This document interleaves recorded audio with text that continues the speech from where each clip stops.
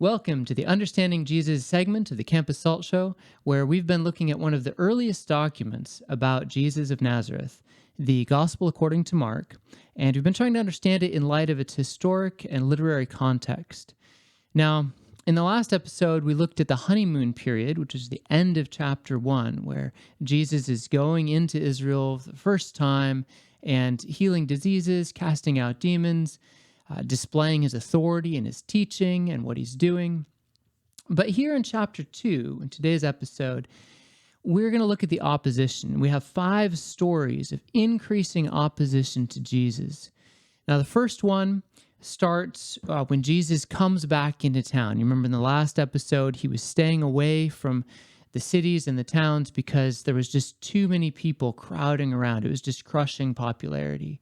Finally now, he's decided it's time to go back into town, but still the people spread the word and they're just flocking to him. Verse 2, they're just all around the house, right in front of the front door, just crowded everywhere like sardines. Now, in verse 3, we have 4 guys coming up to the house, and they can just see there's no way they're going to get in to see Jesus. But they'd heard that Jesus heals people, and their friend is crippled.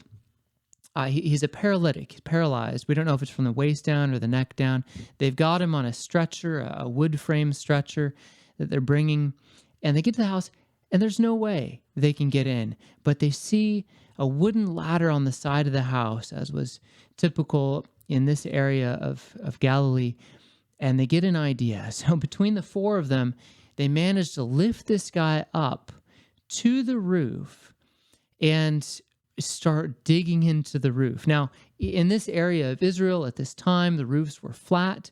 It was made of wooden beams covered with reeds, matted layers of thorns, and several inches of clay. So you can just imagine these guys just starting to rip through this clay and the thorns and the reeds, making a hole big enough for them to drop or probably slide this stretcher down to the hands of the people below. And Jesus looks up, seeing their faith, says to the man, "Son, your sins are forgiven." Now, there's people in the audience who are teachers of the law, so the religious authorities of that day, and they're looking at Jesus and they're thinking, what is he talking about? Your sins are forgiven? Sins are against God. The only one who can forgive them is God alone.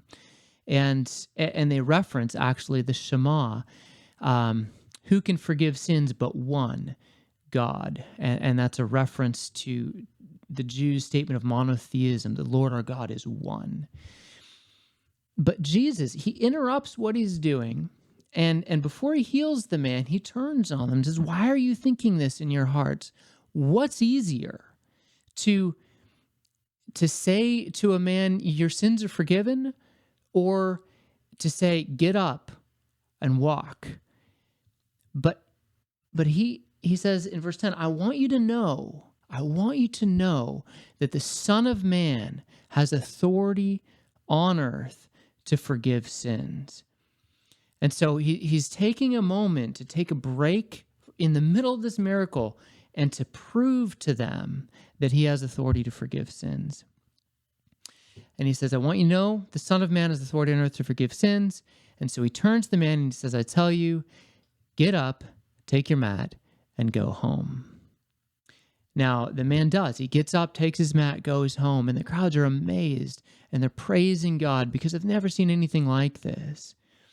Now, I think it's important to know what Jesus is referencing there when he says the Son of Man has authority on earth to forgive sins is a prophecy from Daniel, chapter 7, where Daniel saw in the heavenlies God bestow authority over the earth to a mysterious figure that was called one like a Son of Man. So Jesus is saying, that's me. Yes, there's one God, but I've been given authority over the earth.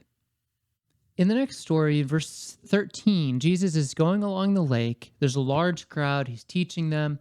And verse 14, as he's walking along the lake, he comes up to a tax collector's booth, which was not uncommon. There's a lot of commerce and commercial activity going on along the side of the lake. So it's not uncommon to have a Roman tax booth there. Sitting in the tax collector's booth is a man named Levi. Jesus looks at him and says to him, "Follow me." And Levi does. He gets up, leaves behind his tax practice, and becomes a follower of Jesus. Now, that night, there's a dinner at Levi's house in Jesus' honor. Many tax collectors show up, of course, because Levi's the one throwing the party, and many other sinners as well. Now, that's kind of strange language to us, but in their culture at that time, the Jewish society was a very religious society, and tax collectors were looked on as sinners, not only like IRS agents in our country, but even worse, because they were serving the Roman occupation and collecting taxes for the Jews' enemies, the Romans. And other people in that same lower social stratum of society were there. Jesus is hanging out with them, eating with them, associating with them. Verse 16, the teachers of the law and the Pharisees, the religious people who do not associate with tax collectors and sinners, they have the courage to ask his disciples, not Jesus himself yet, but they ask the disciples, why? Why does your teacher eat with tax collectors and sinners? And word reaches Jesus, and his response to them is this. He says, hey, it's not the healthy who need a doctor, but the sick. I haven't come to call righteous people. I've come to call sinners. Now, in the next story, verse 18, John's disciples and the Pharisees are fasting. It's one of the things they do periodically, just like today, a lot of people fast according to a schedule, like every Lent. So John's disciples and the Pharisees are fasting, and they ask Jesus, how is it that their disciples fast, but yours don't? Because Jesus' disciples, they're just enjoying themselves, right? I mean, you can just imagine, like, it's not very religious, right? Jesus' group of followers. And so Jesus answers them, how can the guests of a bridegroom fast while the bridegroom is with them? It's a wedding party. I'm here. So Jesus is referring to himself as the bridegroom. He says, the time will come when the bridegroom is taken away from them, and in that day, they will fast. And that's Jesus looking ahead to his own crucifixion when he'll be taken away from the disciples. And then he gives them a couple illustrations to demonstrate. One of them, he says, no one sews a patch of brand new cloth that hasn't been shrunk yet. No one sews that onto old clothing, because when you wash it, it's going to shrink. It's going to pull away from the clothing, and a worse tear is going to happen. No one pours new wine into old wineskins. And again, in that day, they didn't have wine bottles. They poured wine into wineskins. If you put new wine into old wineskins, it bursts the skin and it's ruined. And the way Jesus finishes is almost reads like a slogan. He says, no, new wine into new wineskins. So he's saying that, what he's doing is new. You shouldn't expect it to look like the old. You shouldn't expect him to have the same followers, the same group.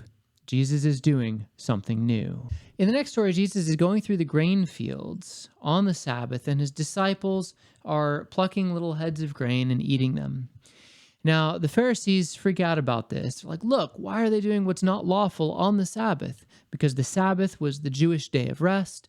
Jews weren't supposed to do any work on that day. And they interpreted it as work when they're taking these heads of grain and eating them.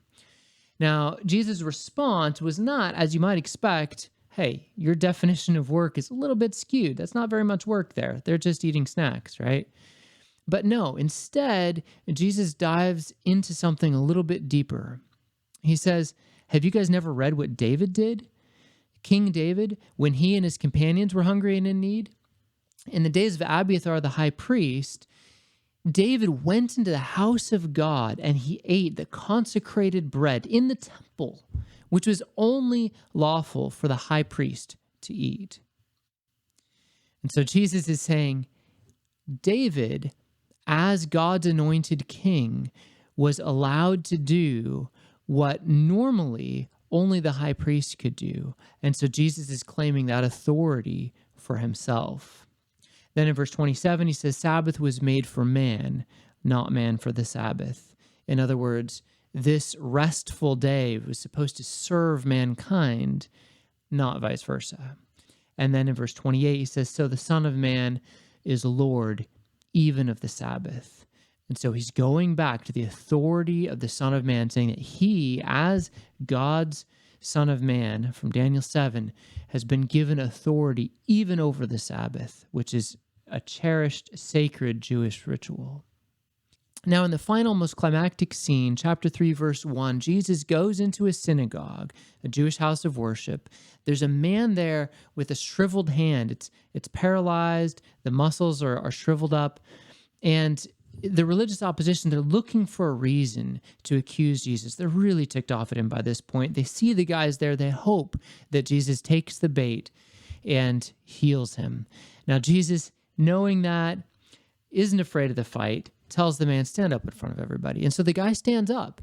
And in front of everyone, Jesus looks out at the audience and says, "What's lawful on the Sabbath? To do good or to do evil?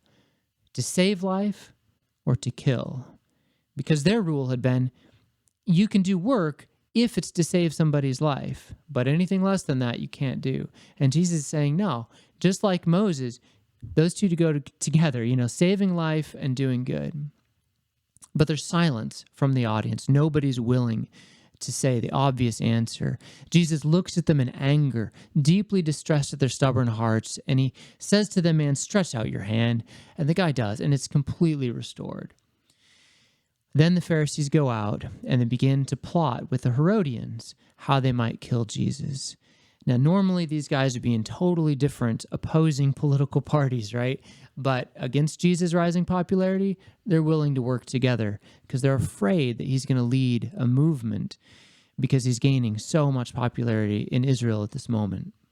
You can understand through all 5 of these stories how Jesus is pushing back at what the Jewish people believe, a lot of their sacred traditions, their institutions. He's reinterpreting laws. He's saying that he has authority from God himself. So you can understand why a lot of people, especially the religious people, had trouble with Jesus. But if you look at his heart and what he's doing, how he's all about the people, and how he's confirming everything with miracles and backing it up with the prophecies, you start to wonder if maybe he was actually the Messiah of Israel.